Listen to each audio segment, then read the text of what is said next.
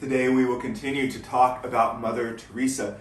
We spoke about her life and about how she started off as a Loreto sister, but on September 10th, 1946, she received this call within a call to start the Missionaries of Charity.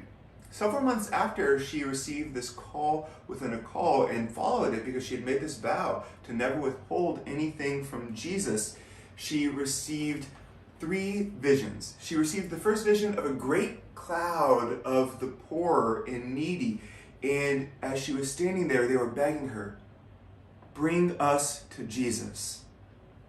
And then in the second vision she received, there was one of Mary. And Mary looked at her and said, "Bring them to Jesus." And then on the third, she was at the face of the cross and she was facing Jesus Christ. And there was this sense that Jesus was saying, "Bring them to me, I thirst." And what she says is that although she couldn't see the Blessed Mother in this third vision, she knew that the Blessed Mother had one hand on her shoulder and the other hand on her arm, helping her to stay in this place, to receive from Jesus, to turn towards him in the midst of the mission that we receive and in the suffering that she would encounter. This is so important for us because it tells us that Mary is there to help us.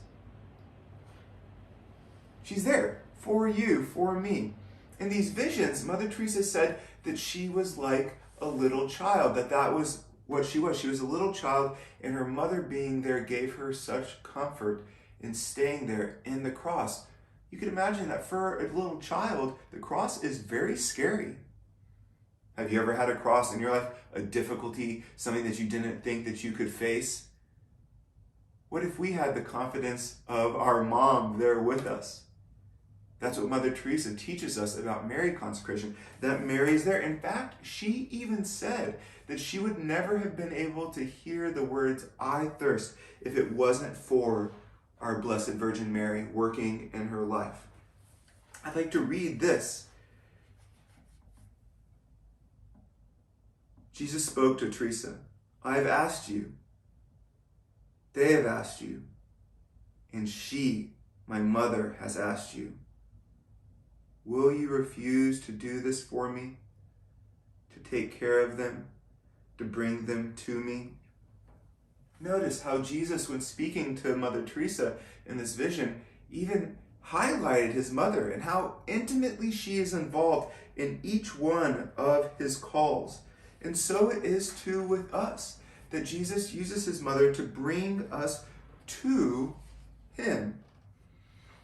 Mother Teresa said this, "If Our Lady had not been with me that day, I never would have known what Jesus meant when he said, 'I thirst.'" Mary can help us to understand what Jesus wants for our life. Have we ever been confused? Have we ever looked up at the heavens and said, "What do you want me to do, Lord?" Mary can help us if we consecrate, if we allow her to be part of our lives, to be able to see that and to follow through with it. And then finally, I want us to listen to these words. Our Lady was the first person to hear Jesus cry, "I thirst," with St. John, and I am sure Mary Magdalene. Because Our Lady was there on Calvary, she knows how real, how deep is his longing for you and for the poor. Do we know?